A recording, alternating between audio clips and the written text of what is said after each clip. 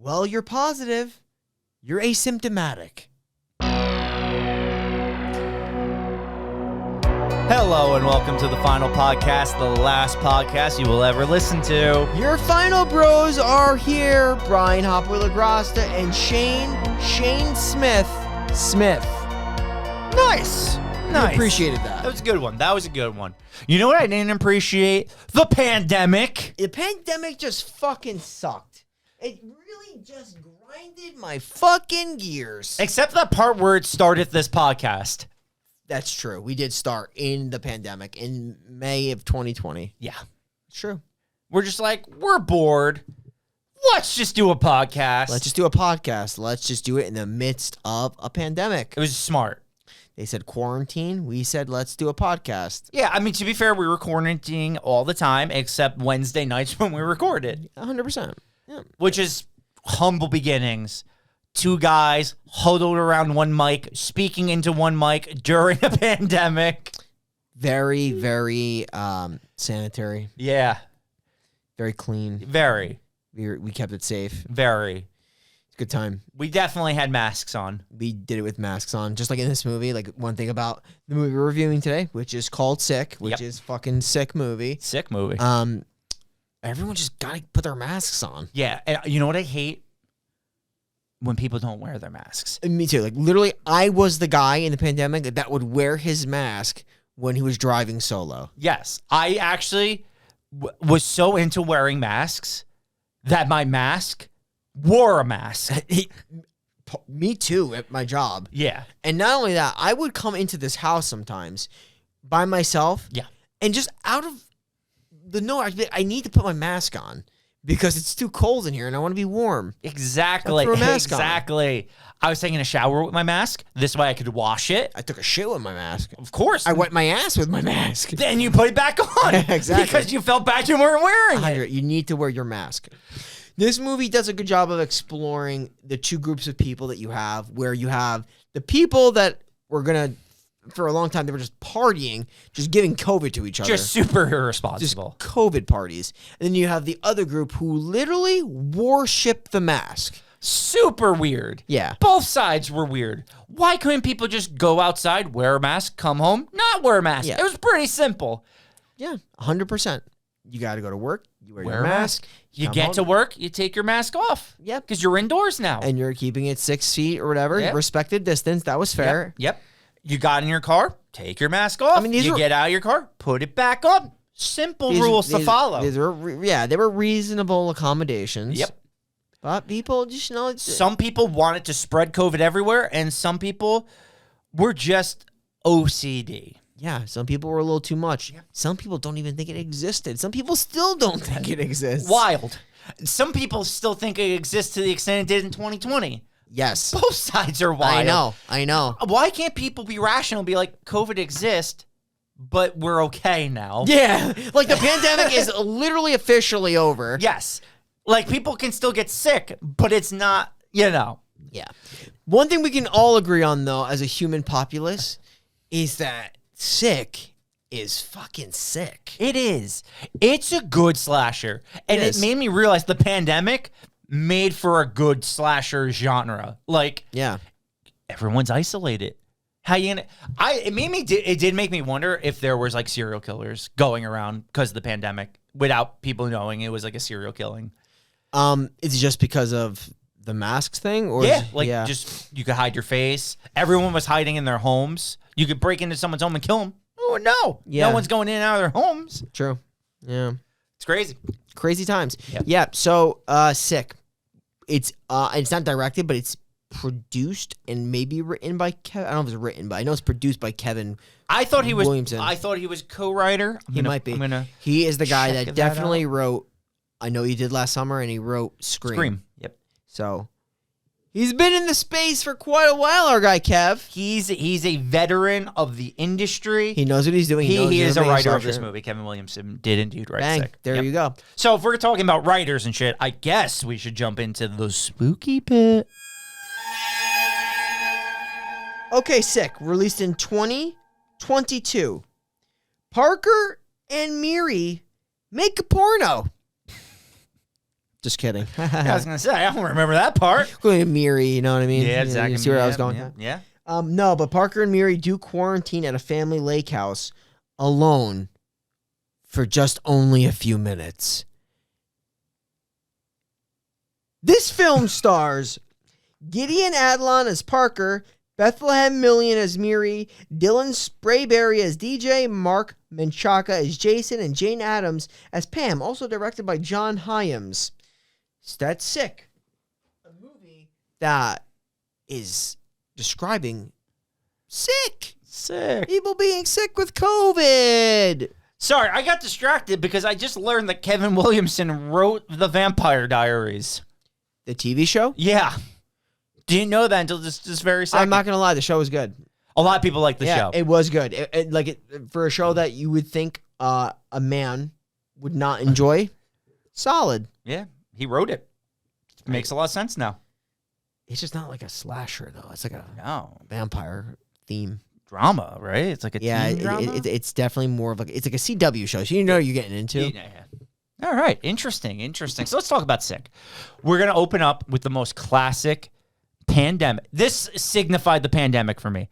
Being in a supermarket with my mask on and there being literally nothing inside of the grocery store. I remember that when the pandemic broke and people had the quarantine and they were just like rifling the shelves of toilet paper and all the good stuff. And all the meats. There was no meats. And nobody can grab anything. So people can't grab shit. No meats. Nothing to grab. I had to be a vegetarian for like a week because there was no meat. That sounds literally awful. It was.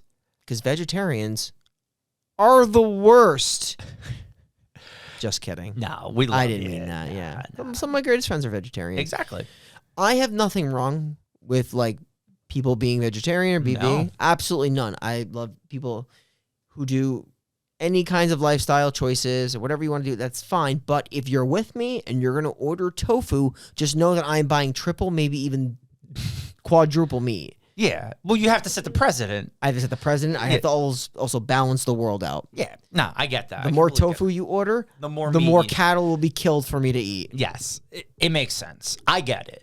I don't want to see animals die, Shane, but we're also on the top of the food chain, and we know how this works. You're exerting your dominance. As we should. I respect the lower species of animals. Yes. I'm not trying to sound like a fucking creep. I'm just talking about us eating animals. I'm not going to go out and kill an animal. I'll have somebody else do that, and then I'll eat it. 100%. That's what we do. I just had both a chicken and a cow before we recorded this. AKA, I ate McDonald's and had chicken nuggets and a Big Mac. That sounds fantastic, too. It was so good. I can imagine. So good. That Big Mac's awesome. It's literally one of the greatest flowing liquids on the face of the earth. Really, really is. So let's talk supermarkets. The guy, he's doing his supermarket shopping, starts to get some creepy text. Does he have a mask on? Of course he does. And what the text is going to be like, yo, bro, like, what's good? No, it's like, I'm taking a picture behind you. That's what it said. Well, no, it's the guy takes the picture behind you. Yeah. Come to a party. It does say that too. Just come to a fucking party. He doesn't want to go to a party. Do you blame him? No. Parties are gross. They're disgusting, even when there isn't a pandemic. It's fair. But even more so when there is. Yeah. Well, because then you're just making out with everyone, coveting the place up. Well, I like how you use covet as a verb. Yeah. Coveting. You're just coveting everywhere. You know, like you can covet your neighbor's goods? Yeah, you covet them. You just covet the party. Yeah. Covet the party goods. Who put COVID in the punch bowl? Oh. Probably this guy Tyler. Yeah. Fucking asshole. So he's going to go home inside his liberal house where he listens to his liberal news. He's got his CNN Don Lemon on, and then he gets attacked in his house. And since he's living in the most liberal house of all time, he doesn't have a gun in his house to protect himself. So instead, he puts a dresser in front of his door, which gets moved, and he gets stabbed because he's going to defend himself because he's a liberal. Listen to CNN. Holy shit.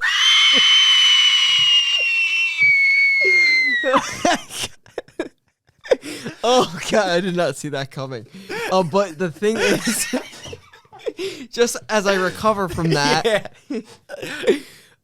Shane just became Shane Hannity. Sorry. Shane Hannity on the final podcast. No, but my thoughts are kind of the same because, like, doesn't he mention that he mentioned that there's no gun there? Yeah, he does. He does. That's yeah. Like, he badmouths not having a gun, and he dies because he didn't have a gun. Yes, it was hilarious. So my thoughts were just like,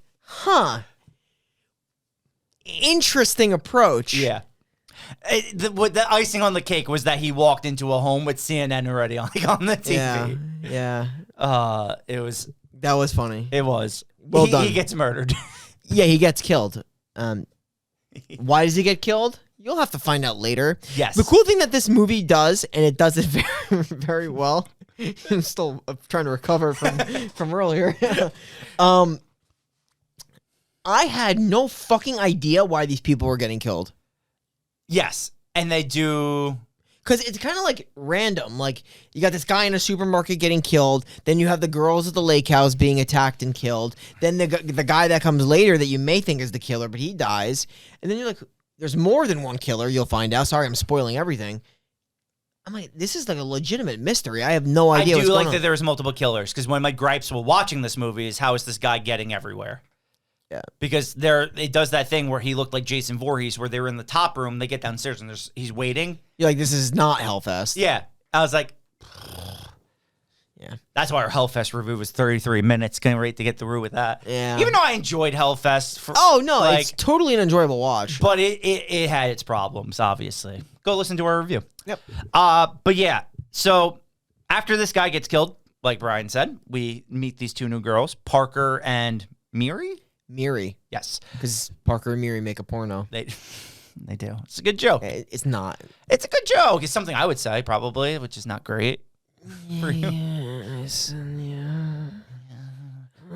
The two girls, they do that thing where she's like, why aren't you wearing your mask? Put your mask on. So I think the main girl doesn't really give a shit. Not at all. Parker does not. Oh, wait. No, the main girl is Parker, right? Miri is one of those that needs to be wearing a mask at all times. And if you're not wearing a mask around her, she doesn't want to be near you. Yeah, and you're the devil. Yeah. So, ipso facto, Parker's watching Fox News. Yeah. And Miri's watching MSNBC or CNN. That's good. Yeah. So they drive to this lake house listening to Tucker Carlson. And they get to the dock. They're sitting at the dock. They're having a nice time. They get a text message. Yes. Some weird messages. Don't remember what they say. It's probably about going to the party. It is the party again, It's all about going to the party. So she's just like, block this guy. He's being weird. Which, always block someone if they're being weird. That's just the fact. This is the sound advice. They're having a good time. They're not wearing their masks, but they are quarantining just the two of them. That's why they feel like they don't need to wear their keeping mask. a safe 6 foot distance? Not really. Sometimes they are. Okay, good. Sometimes they're not. And they're definitely not when DJ randomly shows up. It's the middle of the night. They're getting these texts. It's a little creepy. Let's set the tone more by a loud banging on the door. Yes. This is the weirdest intro to a character because there's a loud banging, like you said. They open the door, no one's there. DJ walks in the background and he's like, I said $1 million, Mark. Like, he's just talking business. He's like on the phone and they're like, I don't want to see you. Well, the one girl, Parker, is like, I don't want to see you at all. Like, why are you here? He's like, hold on, I'm taking a call. Like, it's so weird. Yeah. So weird. So this is the thing with Parker. She's kind of the worst. Yes. Because, like, DJ likes her. Let's say DJ loves her. He loves her. Yes. She likes DJ as well. But she's the girl that when she likes a guy, makes her want to pursue him less. Yeah. And instead, she rather just make out with other people and post it on purpose to get under his skin. Is that like what the gist of it was? That is exactly what happened. She's literally just wants to dangle him around. And then she gets mad at him for being upset when she did that to make him upset. Yeah. And then like I agree. Like she is, from a human being standpoint, scumbag thing to do. Yes. From a DJ standpoint, total fucking cuck. Like, if you're in love with a girl and she does that, I'm never fucking talking to her again. I'm not even thinking about her. Yeah. Like, he's in that, like, deep love, like that I'll forgive your transgressions no matter what you do, which is fucking sick. Hence the name of the film. Maybe that's why it's called Sick. Yeah. Yeah, it's very strange, like, because, like, she really hammers. She's like, yeah, I like you, but I'm not, this is never going to happen. But he does get the picture because he says he's going to leave in the morning. He's just going to stay and he's going to leave. Which I don't blame him. You think it was late at night. Is he going to try something, though, you think? No, he seemed pretty content to fall asleep on the couch and then just go home. Sounds honestly like a solid night. Yeah. Sometimes, sometimes it is better to just sleep it off and just leave in the morning. Usually. Yeah. So that's what happens. He goes to sleep, but then, like, he goes to his car first to get his, like, bag or something to sleep on the couch. We see someone sneak in the house. Someone just gonna slip right in. Which is why you always close your door no matter what when you leave your home. Of course. Because you never know who's just gonna slip in. Yeah. How did DJ even get in the house? That's also a good point. How did he get in the house? They never actually explained that. Mm-hmm. Okay. So now someone else is in the house. So DJ's going to go to sleep, and Parker and her friend Miri are going to talk. And while they're talking, we see that man watching from the shadows. He is watching them he's watching them sleep. Yeah. He watches them sleep, Shane. Yeah, he's getting off. He watches both of the girls sleep. He also watches DJ sleep. He watches DJ sleep. DJ's going to wake up, though. Yes, and DJ's going to realize his phone has been stolen. Yeah, about that. Then I believe what he does he goes to Parker's. Yes, but music starts to play that wakes Parker up before DJ gets there. Because her phone's also not there, Shane. Yes. She notices that. So then she sees someone walking downstairs, and before she could call out, DJ grabs her from behind and does that little, like, there's someone in the house. Yeah, that's true. Which, there is someone in the house. DJ is going to give Parker the keys to his car. He's like, I will get Miri. You go to the car. It's going to be kind of an issue there because when he goes to get Miri, there's going to be a fight, a little scuffle, as we like to call it. He's going to get stabbed 1 to 74 times. Yeah. You talking about, like, by the outside of the door? Well, he's going to get stabbed once in the fight. Then they're going to scuffle all the way through the hall to the front of the door. He gets stabbed in the knee, doesn't he? He does, yes, exactly. That's when they get to the hallway. Because this is actually going to give Miri the opportunity to escape. Yep. To get into the car. So they're both in the car and they're waiting. And this is where they're fighting. You're right. Like they're battling it out. I respect they wait for DJ. They did wait for DJ. It was their mistake, but it was also the right thing to do. Yeah. And then you do see, because now that they're scuffling, they're fighting, but you do see him get stabbed 175 million times. But then he's the solo one that creeps out of the door.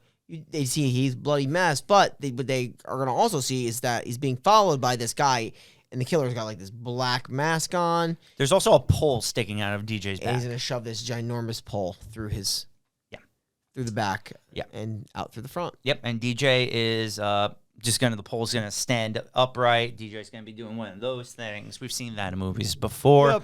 They're going to try to drive away now. Tires are slashed. You know, you hate that, and you had to see that coming. So they're going back up, like, basically a little bit out of the driveway. They're not getting anywhere. They're going to have to leave the car. No, because the car spins out. They start to run back into the house. Now they're going to try to escape off the roof.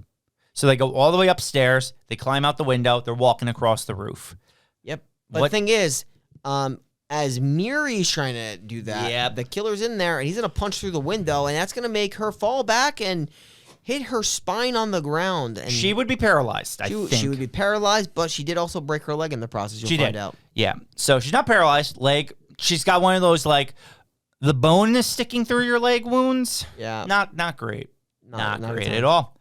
So she's kind of going through it. So what's going to happen is Parker's going to go down to try to catch her. The man is going to attack her downstairs. The man is not going to do a good job of attacking Parker because Parker's going to get this. So it's kind of reminding me of Fresh, where you just grab kitchenware and beat the person. What was it exactly, the object? A pot. A pot? It looks like a pot. It was a thick pot because she's going to bash this guy's fucking skull in. Yes.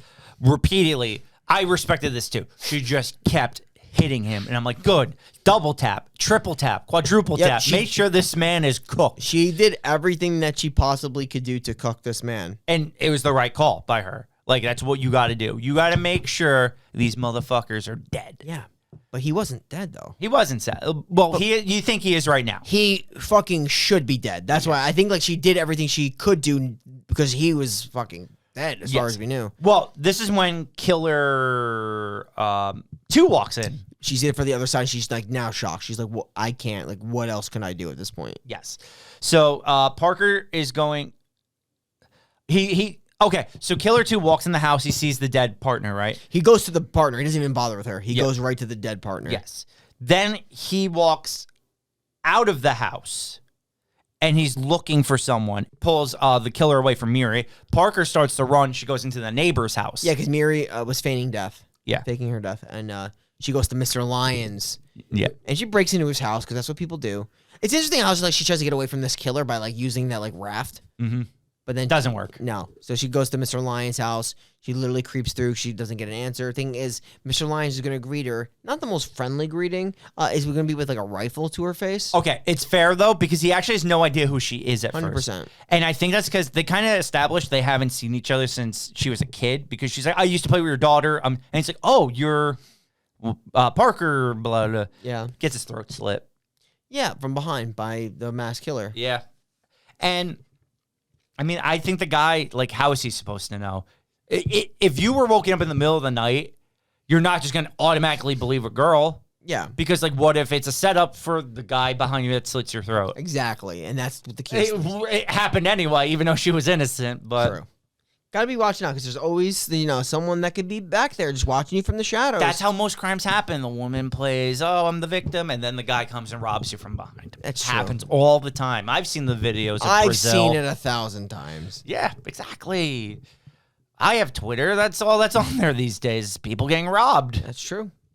So Parker's going to run away again. She's going to run back to the house. But during that run, Miri has been making a splint from chairs. Yeah, like chair wood to Yeah. like splinter her leg so she can somewhat Defend herself. defend. Yeah.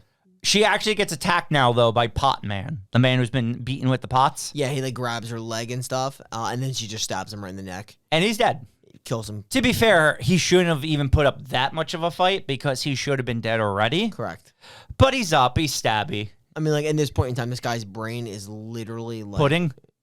absolute mush brain. Yeah. The man has been playing football for 10 years and has just got mush brain. Yeah, the CTE is leaking from This his is the ears. gravy CTE you're looking at. Yeah. Yeah. For this guy. So, yeah, he's cooked. Yeah. And Miri's just going to pretty much hang out for the rest of the movie in, like, the back of a kitchen. Yes. I actually love this next scene that happens. So Parker is running down the road away from the killer, and a car pulls up next to her. And it's a woman with a mask. Yes. And Parker's like, there's a killer. He's chasing me. Please let me in. And the woman's response is simply, where's your mask? And she's like, I don't have one, but I need a ride because there's a killer right over there. You can see him. She's like, oh, okay. Let me find one. Oh, I have an extra. It's sterile. Put it on. Slips it through the window. Yeah. She gets in. She puts it on. Chloroform. Yep. I actually didn't expect this. You did not. No. Did you? I did not at first, but when she put on the mask and when they showed her not moving the car. That's what instantly, yeah. Well, yeah, because then they did the chloroform screen, as I like to call it. Like any movie where you get chloroform, you get this like weird like blur vision, yeah. and so she's been chloroformed, and now this is where the movie turns into Brian's favorite part: the explanation. Oh boy, everything was going so well. So Parker gets tied to a chair. Miri is still hiding behind the kitchen counter, where we find out the killers are a mother and father. And their son was the other killer. He's the one who has already been killed and stabbed. And now we find out their motives. Now, everything is connected with this movie. The first kill in the movie is connected to the girls. We find out that Parker was at a party, and the guy she was kissing to make DJ jealous was a man named Benji. These are Benji's parents and brother, and they're after Parker because she killed Benji via COVID transmission. Yep, she killed him via the COVID transmission, and apparently there were 7 people that were impacted at that party because of her. They traced that all the way back to her getting it from Tyler, who's the guy they killed in the beginning, and that's the interconnected part of these killers. They unfortunately, well, I guess not unfortunately, they fortunately killed the son who was a part of it. So now it's the mother and the father doing the killing here. Yeah. So now they're masking on their masks. They're saying it wasn't COVID that killed their kid. It was Parker that killed their kid via the COVID. She basically stabbed that man. Her tongue was a knife, and she stabbed him with the COVID tongue. Is what I'm saying. Like, it's her fault. It's not the fact that their son, Benji, went to a party that was full of people that were not caring about COVID. Yes, which their son was that. That's the hypocritical part of, like, people blaming other people for getting COVID when those people were doing the wrong thing as well. I mean, I do like that because that was a lot of, like, the shit that we were seeing. I thought it was really interesting that... So I had no idea I don't know if you had an idea. I had no clue who these killers were going to be. And Me either. I knew nothing about this movie going in. Kudos to there. They did show that video clip earlier on. Yes. Because it was a video that was like making like DJ upset. Yep. And kind of jealous. That's why I do like, though, everything had a point in this movie. It didn't feel like they were just pulling it out of the woodwork.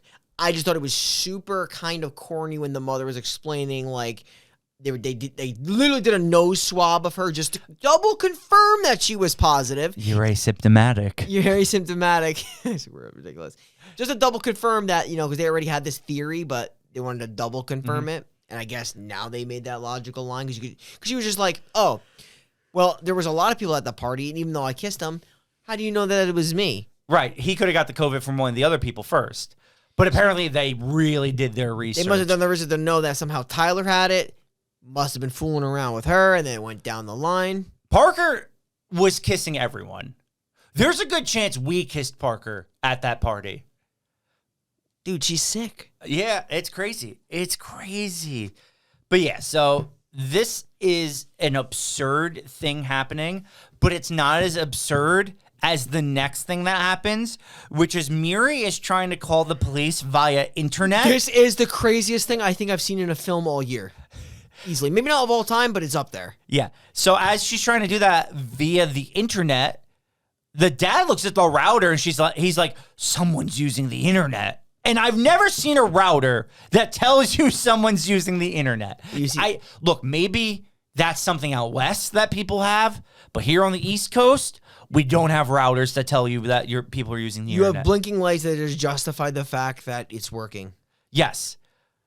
I have a router at home. There's 4 lights. A light that says power, internet, and cable. I have one right over there. Yeah. I'm sure that thing is not going to tell you that it's that we're using the Wi-Fi. I can tell you right now, we're using a lot of it. Nothing's blinking. Those lights, those 5 lights down there, on every single time I'm here. Yeah.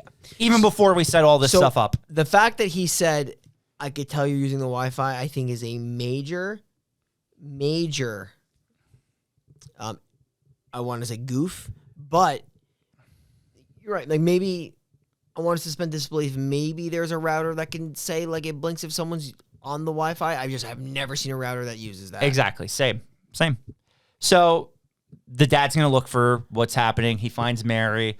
They're going to have a big scuffle. They go all the way upstairs till eventually the dad falls over the balcony. I love this kill, by the way. Yep. Over the balcony onto fucking antlers and gets impaled. This kill is awesome. I love this kill. He gets double impaled because it's like one that's through, like, I don't know, his chest almost, and one like through his leg or groin. Yep. It's close to the groin. Yeah. It's 2, which is pretty crazy. It's a really good kill. So then they run away. The mom's chasing them. They get to a barn.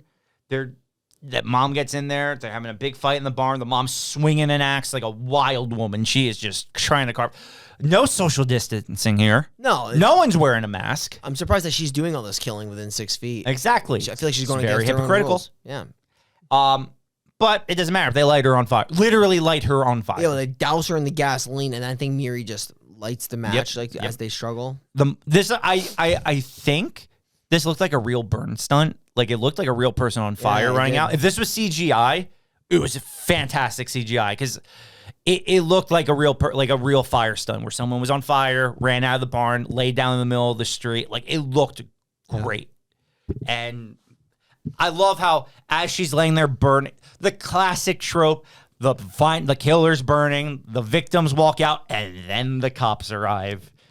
Perfect timing. Yep. Right when you need them. It seemed like the ending of Scream. Yeah, pretty much. So That's sick. it is. This movie was sick. I liked it. Yeah. I thought it was a good movie. I thought it was, for a slasher too, I thought it was one of the better slashers.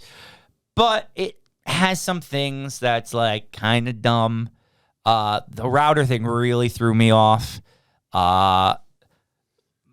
Parker at times isn't the most enjoyable, like, protagonist of it. Like, she's okay. I actually like Miri more. Parker doesn't make you feel good for her. No. You know That's what I why I mean? said I think I like Yeah. Miri more in the movie. Her character is just like, she's kind of that person that's just like, I don't really know what I want in life. I'm just going to party and have a good time. I don't fucking care. And I don't care like who I upset along the way Yep. kind of vibe. So it's not like someone you want to actively root for.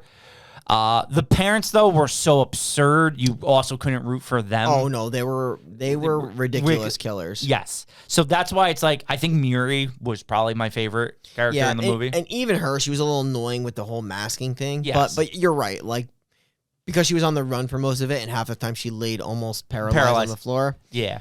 So with that said, it's not like the characters were all that great, but like in terms of it actually like a cohesive plot and like everything kind of tying together and like actually being interesting, I did enjoy all those aspects of it. So I think that this movie's a healthy 6 out of 10. It is a healthy 6 out of 10. I agree with you. I think the slasher element was great. I think the mystery of the killer was excellent. Like, I thought that was very well done, and how they tied the video into it. Because I had, like I said, I had no clue what the fuck was going to go on. I thought it was going to be like a Hush situation or strangers where like you don't know who these killers are. They're just killing people, which would have been just really stupid. Yeah. The COVID theme is definitely big in this movie. Yes. Does it kill the movie? I don't think so, because it is absolutely central to the plot. Yes. Do I think it gets a little corny at the end? 100%. But I agree with you. Nothing is more corny than the router scene. It's the worst part of the whole That is movie. the corniest part of the movie. Besides that, good kills. I love the slasher element. This is one of those movies where like there is total cohesion, but the characters are lacking. Yes. Usually it's just like you need the characters to sink it, but the characters could have been... The only character that was likable is probably DJ. Yeah, there's nothing wrong with DJ either. and but even him, like, he's there- barely in the movie, though. He's in the movie for a max 10 minutes. Yeah, so that's that. 6 out of 10 for me. That's sick. That is sick. So, Necronomicon, we don't have a lack of kills in this one. There's plenty of people to choose from. Personally, I like the dad. Yeah, me and I too. like the dad's death the best. So I think he should go in. Agreed. Okay. Does he have a name before I do this? I think it's Jason. Let's find out. I'll confirm that, but I think his name is Jason, and it is. Okay. Papa Jason, you were the best killer in this movie. Because you didn't have to, you didn't give the really big speech about the mask and killing. It was more so the mom going through all those things. The dad was just along for the ride. He wanted to avenge his son. That's what it seemed like. Yeah. And he technically was the better home intruder than his other son because he survived until the end. His other son got beaten by a girl. He got his face beaten with pots. Yeah. Dad wasn't getting that done to him. Dad was pushing people off of roofs, Yeah. stalking correctly. The only reason he died is because he tripped over a balcony. It's a real shame. Real shame, get Papa ya. Jason. But for that, for being the least annoying of the killers, we're going to put you in our Necronomicon. And that's fair. And that's the fair. right thing to do, Shane. It is. Thank you. We're fair on Thank this you. podcast. I always want to think, when I look at these movies, do I think Jason really does this guy get impaled by the antlers? Yes, I think antlers are sharp enough, and he fell far enough for that You to... think so? Yeah. Because we've seen people just be lifted and put on antlers and get impaled. He actually fell off a balcony. I think it would work like that. Yeah, it's just like the way that they're shaped. I don't know if they're going to go through him like the way they did. I don't know. Like, True, like a full... It depends. Yeah, because they- you got like jagged edges. It might not fully go through. Like, for It me, might just impale through his back. Maybe not come out the other like side. how I interpret how this scene would work is he falls off the balcony and literally just cracks the antlers. Yeah, I guess it depends how he lands. Yeah, I know. Well, yeah, that's neither here nor there. In any case, in the movie, he does get impaled. So He does. So, next week, though... Whew! You ready? I'm ready. I've been ready. We moved this movie way up to review. Yes. So we were originally going to review Megan. We've bumped Megan down a few months because we needed to bump this one up. We're doing bodies. Who's ready to play a nice game? Yeah, so once I saw this movie, I'm like, Brian, we're moving this up a couple of months. We're taking this out in November. We're fitting it up here. It's got to be done sooner. I'm like, what more can you ask for a bunch of kids, a bunch of rich, spoiled brats playing the game? There's a 40-year-old dude there just hanging out, drinking, doing drugs. Crazy shit's going to happen when you turn off the lights, or you have the lights turned off on you, I should say, and there's a dead body. Bodies. It's great. And by great, I mean mediocre as hell, but we can't wait to talk about it. It's A24. Hell yeah. Probably their worst movie since Men. So we are the final podcast signing off, and we will see you next week in the funniest movie Pete Davidson's ever been in. It's honestly, Pete Davidson has probably done his best work in this, really. He's good in this movie. I have never laughed at a Pete Davidson joke until this movie. Yeah. That makes sense. You know, it does, because he did what? Like the King of Staten Island? Wasn't that good? In SNL, right? Yeah, he's okay. He's funny in this movie, so we'll get to that. All right. You know where to find us every Monday for Final Podcast, Final Friday every Friday. So check us out on YouTube, Facebook, follow us on all social media. We're everywhere, so obviously we'll be on Spotify and Apple Music. So thanks for tuning in. See you next week.